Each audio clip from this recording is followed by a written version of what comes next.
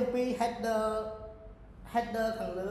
header ខាងលើគឺសំដៅទៅលើការប្រើប្រាស់នៃការ search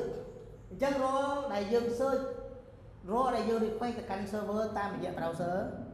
រាល់ការ request របស់យើងហ្នឹងប្រកាសជាយើងចង់បានអីមិនប្រើ keyword មែនទេ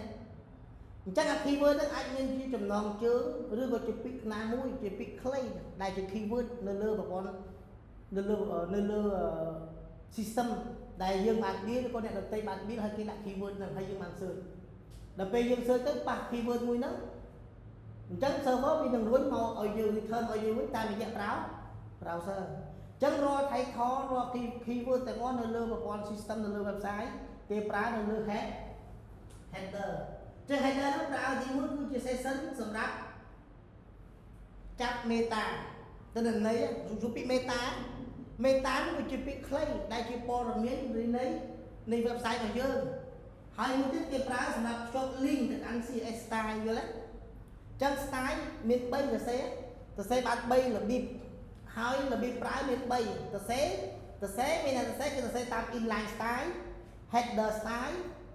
និង external style អាហ្នឹងរបៀបសរសេរបាទហើយរបៀបហៅមកប្រើហ្នឹងយើងអាចហៅបាន2បាទ inline គេហៅអាហ្នឹងសរសេរតែតនក្នុង line តែបើអាមួយទៀតគេហៅមកប្រើហ្នឹងបើយើងនិយាយអំពី ID និង class ឬក៏ element អានេះគេសរសេរនៅលើ header ខាងលើយល់ទេបាទអានេះគេសរសេរ style នៅក្រោម header តែនៅក្បាលគេហទំព័រយើងអា internal ហ្នឹងមានតែគេបង្កើត file ដាច់ហើយហៅមកប្រើតាមរយៈ link យល់ទេហើយរបៀបសរសេរហ្នឹងសរសេរដូចគ្នាសរសេរ header style ប្រើ ID ប្រើ class ប្រើ element